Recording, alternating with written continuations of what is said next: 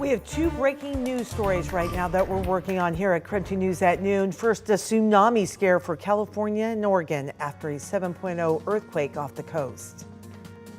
But first, a deadly tanker fire on I-90 west of Spokane. You can see how big the flames were at one point as the tanker burned just a few hours ago.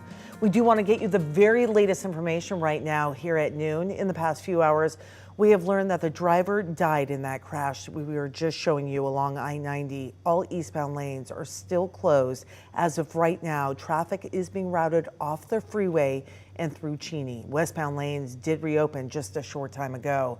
KREM 2's Brandon T. Jones has been on the scene for hours this morning, broke the news on KREM 2 Plus. And Brandon, what is happening as of right now? Yeah, Laura, well, you can hear it's still a bit quiet because of all of those detours that you just mentioned. Those westbound lanes are reopened, and a few moments ago we saw some trucks coming down the eastbound lanes. We don't have confirmation yet that those lanes have reopened, so if we see anything or hear anything, we'll be sure to keep you updated. But for several hours, at least an hour and a half or so, we were driving around just some of the back roads trying to get some type of visuals of where this explosion took place. And honestly, we were several miles away and could see those flames. A huge plume of smoke were going up into the air. You could even see it through some of those foggy conditions. After speaking with Washington State Patrol, we learned one person was killed because of that explosion. The tanker was the only vehicle involved in that particular accident. So we do know one person lost their life because of this explosion. Still trying to learn exactly what may have taken place, what caused that accident. But as soon as we get those details, we'll continue to keep you updated. Again, at this point, all westbound lanes have reopened. Still waiting on confirmation about those eastbound lanes. And as soon as we get those details, we'll keep you updated across all KREM 2 platforms. But for now, reporting live here in Spokane, Brandon T. Jones, KREM 2 News. Brandon, thank you. We did first tell you about the crash and closure on KREM 2 Plus. It is our streaming channel where you can get breaking news anytime. KREM 2 Plus is free to download on Roku, Fire, and Apple TVs. We hope we can join you there. In the meantime, State Patrol reported roads were icy at the time of the crash, and that wasn't the only spot, certainly, that we saw some pretty slick conditions throughout the morning. So let's check in with meteorologist Thomas Patrick. Thomas, question I think people have at this point is, will things improve this afternoon?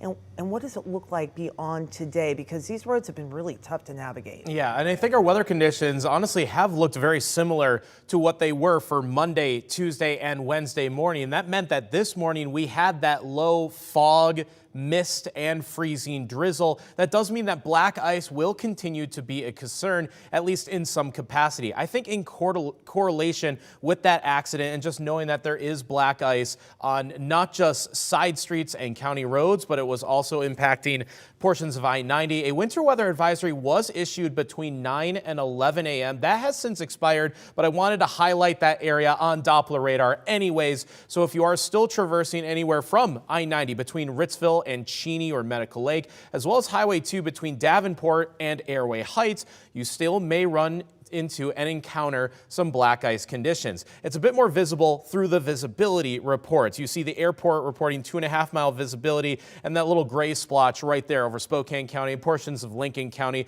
is likely still where we are seeing portions of either foggy conditions, mist, or perhaps a freezing drizzle. Mind you that our current temperature is 30 degrees. It is below the freezing mark. So note this, if the roads look wet, they actually could be icy because the temperatures are below the freezing mark. And they are likely not going to get above freezing for today, so just mind the black ice that is on the roadways. It looks like the fog and the mist isn't as bad right now as it was compared to earlier this morning, but it very well could continue to be an issue for at least the next couple hours or perhaps the next day. Coming in just the last few minutes, a tsunami warning was canceled for the West Coast. A 7-point magnitude earthquake shook California and parts of Oregon at 10:44 this morning. We are taking a live look at Northern California. The Associated Press reporting it was felt as far south as San Francisco. And again, a live look this afternoon. People in low-lying coastal areas were told to move to higher ground as part of that warning. According to the U.S. Geological Survey, an aftershock was felt minutes later and registered as a 5.8 magnitude quake. Several other apparent aftershocks were also recorded.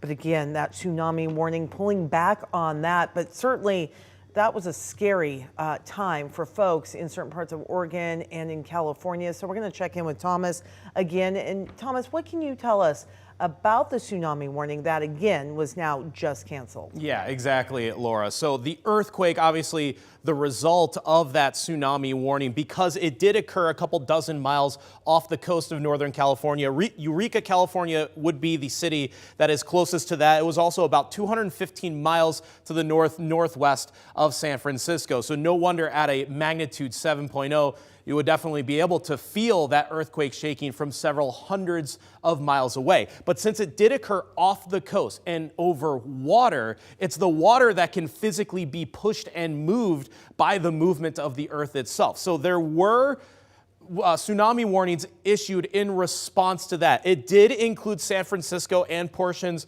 of the coastal Oregon areas. Since then, it has been expired because if there was going to be any rise in water levels, it would already be observed in Northern California. It appears that that is not the case, thankfully, so no need to expand those warnings any further up or down the coastline. Washington never was under that tsunami warning. Looks like that threat, thankfully, has passed, but still the 7.0 earthquake was certainly felt several hundreds of miles away across all of Northern California and portions of Oregon.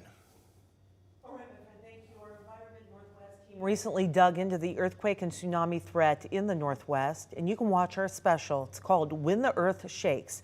It is streaming now on KREM 2+. Definitely want to check that out. We have more news this noon hour. Washington State University is losing their starting running back, Sean Parker, announcing just a short time ago that he is entering the transfer portal. Parker rushed for 735 yards and 4 touchdowns as a true freshman this season. The news comes as the Cougs lost both their offensive and defensive coordinators earlier this week. The transfer portal officially opens on Monday, and we'll be watching to see what other Cougs could be transferring. For fans, the big question, of course, talking about whether quarterback John Mateer will return to Pullman next year. So again, we are tracking that today. Still ahead on KREM 2 News at noon. It is the end of an era for a Spokane staple. We'll tell you why Domini's owner is making his final sandwich today.